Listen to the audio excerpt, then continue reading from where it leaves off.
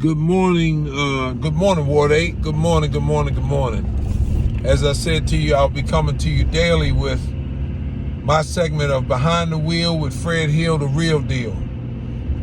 Today, I want to share with you some controversy that's going on in the ward, and it amazes me how people who call themselves or consider themselves the so-called gatekeepers, the policymakers, the changers, the movers, the shakers, those are the people who are bringing a lot of controversy within the ward. And one in particular is a lady by the name of Regina Pixley. Now, I don't know her as a mover or a shaker. I know that she was an ANC, and that's about all I know about her. But I do know that she knows less about me and what I stand for and what I've been doing the 25 years I've been in Ward 8. I know that she's a devout Trayon White supporter, among some other challenges that I've heard about how things are going on. But let me tell you what's happening. Darrell Harrison and I came together to realize that there were some things that needed to be changed in the ward as it came to as it dealt with the gun violence in our ward, and shared the same ideas on how we could bring awareness to more people about what's going on, in addition to the other people that are out here doing the same things. And I don't really take an issue with what other people do, but I do take an issue of the attack that came from Regina Pixley and Trayon White's camp about what Darrell and I have been doing. Darrell and I realized that if we set up a tour of Ward 8 and get people to understand that gun violence needs to be dealt with in a different way that it has been dealt with, we also share and have had conversations with MPD and other city officials on ideas that we believe would help the residents of Ward 8. And this man don't even live in DC, but he's willing to help. He also recognized that for 25 years, I've been doing the same thing. And this goes out to the people who claim they never heard of Fred Hill before. Just because you never heard of me, don't mean that I ain't been doing the work that I'm doing that you're hearing about right now. It's just that you haven't been in my circles. And for many of you who haven't been in my circles, of course you're not gonna know the impact that I've had on returning citizens, the jobs that I've created, the over 350 jobs that I've created for Ward 8 residents. You don't know the number of senior citizens that I've helped all these years. You don't know the youth that I've stood up for, to making sure that they have opportunities and some of them get assistance with their college tuition and things while they're going through the challenges. And I help those low-income families that had a college student for the first time in the history of their family get the books, get the tuition, get the room and board covered, make that investment back into the young people that I've been doing for 25 years. So when people want to talk about what have I done, get down deep into who I am and you can find out. But back to this attack that came about, where she said that we were using the people of gun violence victims. We were using those families instead of benefiting those families. We were using those families for political reasons. And like I said before, just because you don't know what I've been doing don't mean I've been doing anything. Trayon has an issue with it because I am his biggest opponent in this council race. And one of the things that he needs to understand is that I told him when we got going, the things that I gave you to work on and you didn't do it, I'm old school. I'll take it back and I do it myself. I get it done. I'm not out here to play games. I'm not no ambulance chaser, so you're not gonna see me jump out of the bed at 2 o'clock in the morning every time somebody gets shot, running out there for a photo op. I don't operate like that. I'm a business owner. And one of the things that I learned being in business, I'm also a veteran. And when the things that I learned as being in the military is that the way you operate is not how you get things done. And it's starting to show up right now, and people don't like it in the ward, and they're voicing their concerns. And you're going to see on November 3rd, it's going to be a whole different view. You're losing ground because you didn't have it in the first place. But back to Regina Pixley. What she has done is made an attack against Daryl Hairston. Not at me yet, because I haven't heard anything, but I decided I was going to address it because I stand with Daryl. And say that there was an event we were going to hold Friday at the Mississippi and Wheeler Road liquor store parking lot. I forget the name of that market right there, but one of our residents lost her son in that parking lot some time ago, and we have been going around the ward identifying the spots where the crimes are constantly happening, to bring awareness to our city officials that things need to be done differently than what we're doing right now. And we also invite those families to come out and speak about their continued hurt when we don't have the follow-up that we need from our government officials, our MPDs, updates that can go out to these families, the support that our MPD needs, and making sure they have the tools that they need to be able to help solve these crimes, and bring awareness to the people that defunding the police is not the way to fix some of the problems that we have right now. And I'll get into that in just a minute. But her attacks led into trying to stop us from having an event in this parking lot where the mother of the son that was murdered had agreed to be a part of that event. Now, we're going to do this event whether the mother decides she wants to go forward or not. It doesn't matter. If they feel uncomfortable with it, then we always give them the option. But you have to understand something. That don't move me.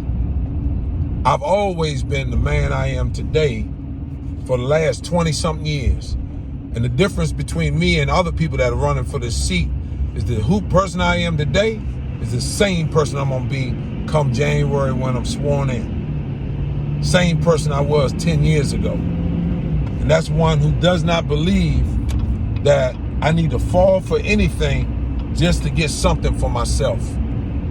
I'm not going to leave the people hanging. I'm not going to leave our small business people wondering what's going on and why they're not included. I'm not going to leave our youth in despair. Our senior citizens right now can see it, and they need to know that now comes the opportunity for them to make a change come November 3rd. We're going to keep doing what we do, irregardless of what other people think. Because if you was really smart, Miss Pixley, you would join us in helping get the word out that these things are not over and that we're not going to stand for it no more. We need to send a message to the people who are committing the crimes that part of the reason that these things are happening is because the living wage jobs are not in Ward 8 like they need to be. The mental health investments are not being made like they need to be. The protections that need to be in place for our citizens are not there like they need to be. So we need people to understand that it's time to join. It's time to unite. Stop all this nonsense of ground holding. When we look at your history, I have never seen much that's been done because everything keep going up. All the stats keep showing the crime is going up, poverty is going up, unemployment is going up. So if you really want to do something to help somebody, don't stop positive motion like this. Join us. And then let's sit down together and come up with some solutions that's going to make life better for everybody in Ward 8. Not play these ridiculous games. But I understand why some people fight for what they think they have. Because they're the only ones that's getting something. That's it. They're the only ones getting something. 84,000 people live in this ward. Most people don't even know that the average income of Ward 8 residents is $32,000. Yet the average median income for the city was somewhere around $60,000. And just yesterday, I heard that it's kicking up maybe around 70. I didn't see the confirmation on that, but I wouldn't doubt it. But what does that say to the people of the ward who desire to be homeowners, you can forget your dream. And that's what they are doing steadily every day. I heard some very disturbing news yesterday. I was in a hearing 2 days ago, and that council hearing was about the legislation that I and Roscoe Grant helped develop that was going to protect small businesses and the residents of the city that were employed by these small businesses like never before. We're calling for an independent compliance agency that's going to make sure that contracting opportunities and inclusion for true local small businesses are long lasting. I want you to know that there are efforts right now to disband the CBE program. But let me tell you what breaking news came out shortly after our hearing on that small business CBE announcement that we had the other day. There was a breaking news announcement whereby the mayor announced that there were going to be $900-some million put into the fund for CBEs on contracting. But what the mayor failed to tell all of you is that we did the research and we found out that out of the $890-some million in last year's CBE debacle, 50% of that money went to the same 10 contractors. The same 10 contractors.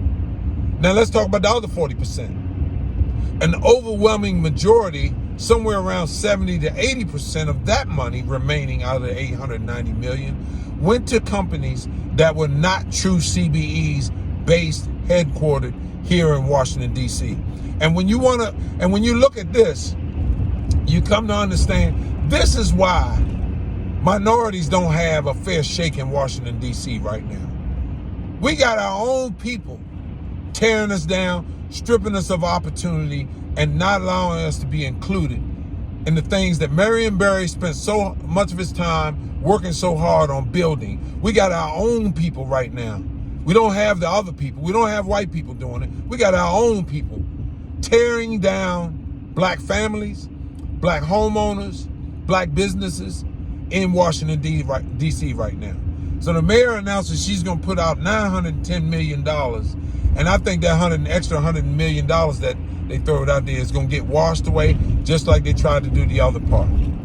They don't want a compliance agency because they'll find out they're wrong in every step that they've been taking. And if the Ward 8 residents and other minorities in this city don't stand up and hold the government accountable for their actions, then we're all going to be losing a lot faster than we get started. It makes no sense to me how a $15 billion budget leaves us to have a record high of homelessness in D.C., not just Ward 8.